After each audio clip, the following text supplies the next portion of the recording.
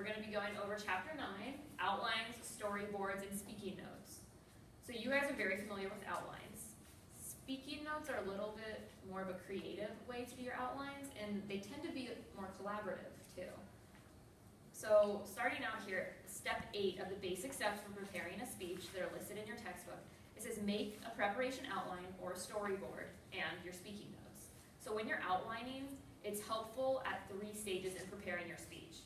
Now the first step we're outlining is helpful, and I noticed this in someone's paper yesterday. I think it was Bonsu's, but I'm not sure. Research. Research is really helpful to helping you narrow down the outline will help you narrow down what research you need to do. So that's a really important stage to use it at. So after topic selection, a rough draft outline is helpful as you narrow your main points and research your topic. And it can save you time by pointing out what research is needed. That's huge. Most of the time students don't realize that until they're halfway through the research process and they realize they've gone overboard. So that outline will help you to not do that. Planning and organizing. Use a preparation outline or storyboard. These are expanded versions of your rough draft outline. Now there is a sample of a storyboard on page 180 in your textbook. I don't have my textbook with me today, but if you write that down, page 180, it doesn't look too much different. It looks like 2 columns. It's just a little, it's not too creative, but it's a little bit more creative than your typical outline. And then your speaking notes. Use your speaking notes. You will use these while rehearsing and presenting your speech. These are made from your polished outline or storyboard in their brief. These are the notes that you use when you are standing in front of the class presenting your actual speech. These are your last set of notes. These are your index cards that you guys have been using for your speeches. The value of outlining is it's easier to detect your problems. Also, it's easier to solicit worthwhile critiques. If I hadn't written that down, I was going to mention it. It's a great thing to do when you want feedback from your friends. So if you ask your friend, hey, can you look over this manuscript of my speech for me? There's no way they're going to want to do that. No one's going to want to read through your speech and tell you where you went astray. If you show them an outline, they can easily point out things that don't belong. There's less temptation to memorize if you have an outline, and also your flexibility is increased. So you don't necessarily have to say everything word for word like you did in your manuscript. There's a little more flexibility with this. Tips for creating outlines. Use standard outline numbering, and that's on page 170 if you guys want to write that down or look at it. I also have the samples for you in Canvas, those sample formal outlines. So you can see some of them are numbered, some of them have the Roman numerals, some just have bullet points and they're indented. So I'm pretty flexible about the way you want to do your formal outlines. Align your text to the left and indent when appropriate. Of course, you'll have a main point, then when you have a sub-point, you indent a little bit, then when you have a supporting point, you indent a little bit more, typical. And again, you guys can see those samples on Webcourses if you need to familiarize yourself. Include at least 2 sub-points and supporting points when they're being used. Use parallel elements at each level, the main points, sub-points, and supporting points. Do you guys remember what that is, parallelism? We discussed it when we did that outline on the board. So it's just making sure the language is similar at every level, parallel. It's just easier for the audience to remember, and it sounds much better when you're speaking. Capitalize the first word in each level.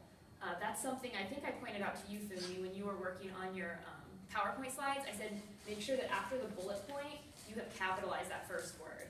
So even though it's not a full sentence, or it might not be a full sentence, you need to capitalize that first letter of your bullet point. So your preparation outline. This is also known as your formal outline. This will be done a little bit differently in our class than I think they say in the book. So if you see the informative speech packet on Webcourses, or you guys already did the informative speech, but your persuasive speeches are coming up. So if you look at that packet, you can get to see another sample outline and how you're going to do it for your persuasive speeches. It's essentially a typed version of your rough draft outline plus references, which you guys know by now. For storyboarding, so here's your definition of a storyboard. It's an informal visual as well as a verbal representation of your ideas. This is where you write down your main points and your supporting information, and then you include visual sketches. So that's where the more creative side comes in. So the advantages of storyboarding are that they can be prepared quickly, they encourage verbal and visual teamwork, they stimulate right brain thinking and creativity, they're easy to read and evaluate, or at least easier to read and evaluate than an outline, and they encourage the use of transitions more strongly than traditional outlines do.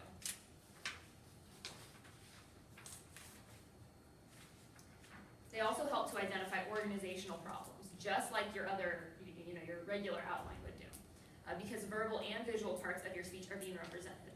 So here you have an advantage, because you don't just have the written words, you also have some pictures to help identify any problems you might have in that storyboard.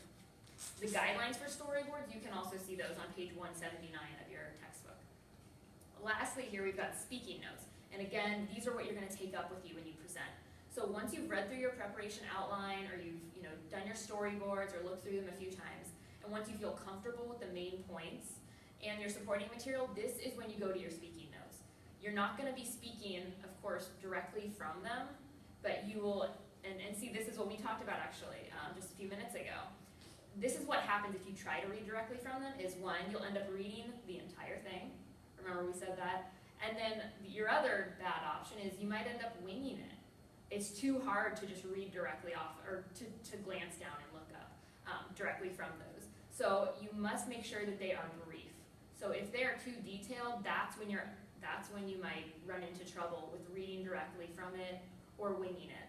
So they're brief, they include keywords or phrases. Use color and underlining so that it stands out, like you said. Sometimes it's hard, you're like, where did I stop, where do I go?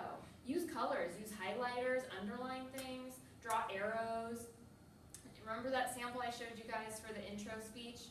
I showed you some really brief note cards, some things to make it easier on yourself. You can also write down some personal notes. That's a huge one, and that's actually a quiz question, so keep that in mind. So write down personal notes like pause, louder, or breathe. When you've recorded your speech, and then you look back and you say, wow, I look like I'm running out of breath. What point was that? Write that down. Breathe here. You seem like you were out of breath on the video. Or you don't have to be elaborate, but breathe here. And then pause. Maybe you seem to be going too fast in your presentation when you recorded it and watched yourself. So find a couple areas where you can write down pause.